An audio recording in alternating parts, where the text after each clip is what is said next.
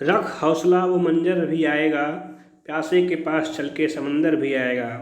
थक कर न बैठे मंजिल के मुसाफिर, मंजिल भी मिलेगी और मिलने का मज़ा भी आएगा। हेलो फ्रेंड्स, स्वागत है आपका थर्ड क्लासेस के यूट्यूब चैनल पर। मैं शुभम त्रिपाठी आपका स्वागत करता हूँ। फ्रेंड्स, आज हम बात करेंगे बिहार बजट के बारे में। बिहार बजट से जितने भी महत्वपूर्ण क्वेश्चन बन सकते हैं उसका एक समरी टाइप में हम लेके आए हैं आपके पास। इसमें केवल मुख्य बिंदुओं पर फोकस किया गया है जो आपके एग्जाम्स में 67 बीपीएससी में पूछने की संभावना है, उसके लिए हम ये नोट्स आपको दे रहे हैं। आइए बात करते हैं बिहार बजट पे।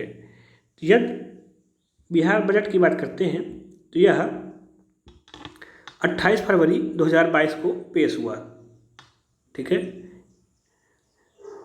इसे पेश किसने किया था? पेश किया था उप मुख्यमंत्री या वित्त मंत्री, उप मुख्यमंत्री भी हैं और सह वित्त मंत्री भी, तारकिशोर प्रसाद द्वारा 28 फरवरी 2022 को बजट पेश किया गया। ये क्रम की बात करते हैं तो ये 15वां क्रम था, 15वां बजट था इस बार का। ठीक है, 2022-23 का। बजट का आकार की बात करते हैं तो बजट का आकार 2022-23 में 23,96,91.19। फिर से बोलिएगा एक बार, 23,96,91.19। ठीक है,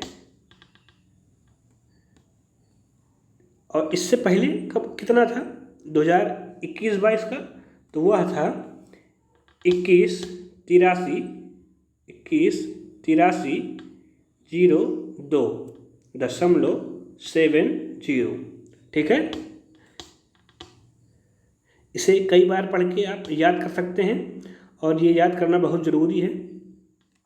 ठीक है, अंतर की बात करते हैं तो दोनों में 19,388.49 इतना अंतर देखा जाता है। यदि इसको इससे घटाएंगे तो इतना अंतर देखा जाता है। अच्छा, नए वित्त वर्ष में 2022-23 में विकास दर रहने का अनुमान कितना है? तो 9.7% विकास दर रहने का अनुमान है। ठीक है, ये क्वेश्चन आपको पूछे जाने की पूर्णतः संभावना है, इसे याद करके रखना है। ठीक है, अगली बात करते हैं 2022-20-21 में विकास दर कितनी थी? 2020-21 में विकास दर 2.5% थी, जो पूरे भारत में सर्वाधिक थी।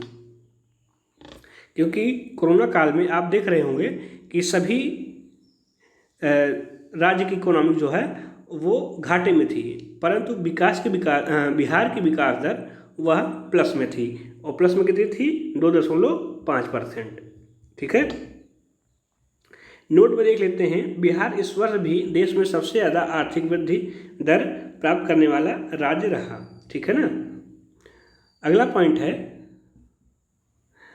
अगला नोट्स है, बजट का आकार पिछली वित्तीय वर्ष की तुलना में कितना परसेंट बढ़ा? तो कितना बढ़ा? 9%। ठीक है, यहाँ समझिएगा, 2022-23 में बजट जो है 2.18 लाख करोड़ है, वहीं पर 20-21 में बजट 2.37 लाख करोड़ था। ठीक है ना, तो इसलिए 9% बढ़ा है। ठीक है, अगली बात करते हैं राजकोषीय घाटा के बारे में। यदि राजकोषीय घाटा के अनुमान की बात करते हैं तो ये 3.47% रहने का अनुमान है। संख्या आपको याद करना है, परसेंटेज से ज़्यादा संख्या महत्वपूर्ण है। संख्या है 25,885, याद करके रहना है, 25,885, 25,885, ऐसे करके आपको याद करके रखना है। ठीक है, चलिए अगली बात करते हैं। ठीक है, और एक बात और इसमें है कि राजकोषीय घाटा की अधिसीमा कितनी निर्धारित की गई है? अधिसीमा की से तात्पर्य है कि 3.5% रखी गई है। ठीक है, इससे ज़्यादा नहीं होना चाहिए। राजकोषीय घाटा 3.5% से ज़्यादा नहीं होना चाहिए। आइए कुछ मुख्य बिंदुओं पर बात कर लेते हैं। मुख्य बिंदु में है कि कुल व्यय की बात करते हैं। बजट का कुल व्यय कि 23,76,91 2,37,691 करोड़ था। ठीक है। राजस्व व्यय की बात करते हैं तो राजस्व व्यय 19,1956.67, दशमलव के आगे नहीं याद करना है आपको यही तक याद करना है। राजस्व व्यय 19,1976। ठीक है, ऐसे आप कई बार पढ़ेंगे तो आपको याद हो जाएगा। यह कुल व्यय का 80.76% था। 80.76% था। ठीक है ना। कुल व्यय से परसेंटेज से ज़्यादा ये संख्या महत्वपूर्ण है, 19,1956.67। ठीक है ना। आइए आगे बात करते हैं पूंजीगत व्यय की।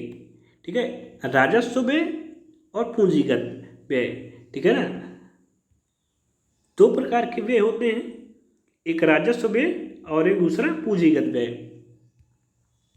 तो पूंजीगत व्यय जो है वह 45,734 ऐसे करके आपको याद करके रखना है। 45,734 यह बजट का 19.24% था।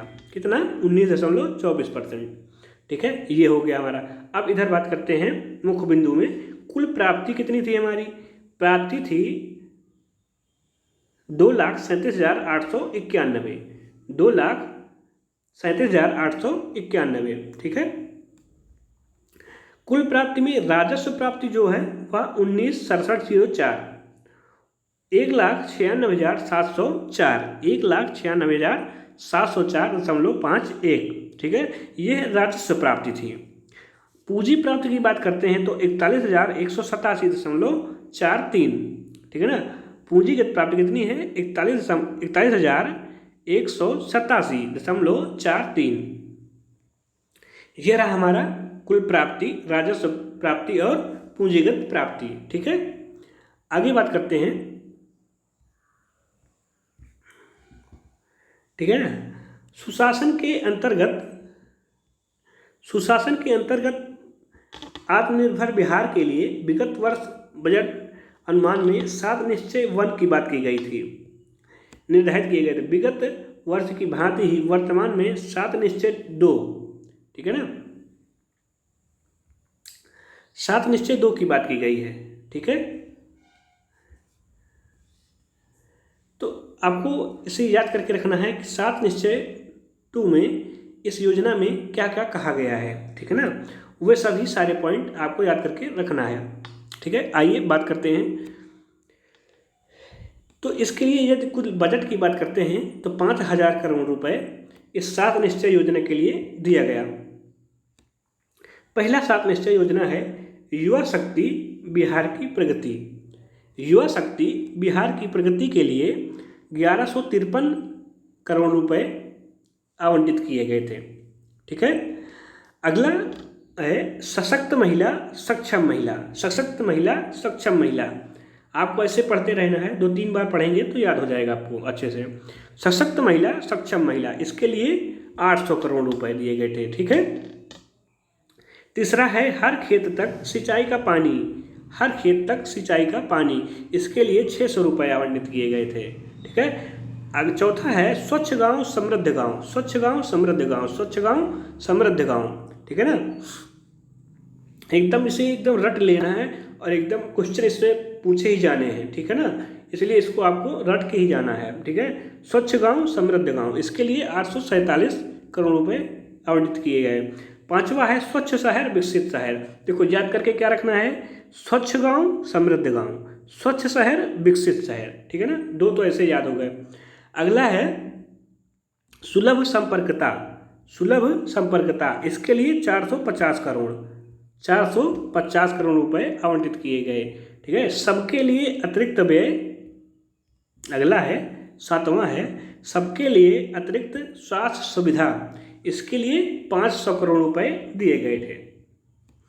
अब हम बात करते हैं बजट 2022-23 में किस पर फोकस रहा है? ये मुख्यतः 6 क्षेत्रों पर फोकस रहा, जिसमें से पहला है स्वास्थ्य सुविधा में, ठीक है ना। स्वास्थ्य के लिए 16,134.39 करोड़ रुपए आवंटित किए गए। अगला है शिक्षा के लिए 39,191.87 करोड़ रुपए जारी किए गए। तो आपको इसमें धन नहीं याद करना है, आपको देखना है कि यह फोकस किन बिंदुओं पर था। तो वह 6 बिंदुओं पर फोकस था। पहला स्वास्थ्य, दूसरा शिक्षा, तीसरा है उद्योग एवं उसमें निवेश, कृषि एवं संबद्ध क्षेत्र, आधारभूत संरचना, कल्याण विभिन्न वर्गों के लिए, ठीक है ना। आधारभूत संरचना में ग्रामीण और शहरी के लिए, ठीक है। अब इसके लिए जो बजट आवंटित किया गया था वो भी आपको याद करके रखना है, ठीक है ना। तो आप जो सबसे ज़्यादा है और सबसे जो कम है उसके लिए आप याद कर सकते हैं। जैसे बात करते हैं तो उस बजट में सर्वाधिक खर्च दिया गया है शिक्षा के बारे में, तो 39,191। तो हमें याद कैसे करना है? 3 91 91, 3 91 91, 3 91 91, ठीक है ना, 0.87। यह 16.5% था, 16.5%, ऐसे पढ़ के याद करना है, ठीक है ना। दूसरी की बात करते हैं तो दूसरा है आधारभूत संरचना, बेसिक इंफ्रास्ट्रक्चर के बारे में 29,739.64, ठीक है ना, ये याद करके रखना है आपको। 29,739, 29 से कितना बढ़ा है? 39, ठीक है ना, 10 बढ़ गया है आगे, तो इसलिए ऐसे याद करके रखना है। 29 से कितना बढ़ा है? 39, 10 बढ़ गया है। चलिए आगे बात करते हैं। तो सबसे कम किसके लिए दिया गया है?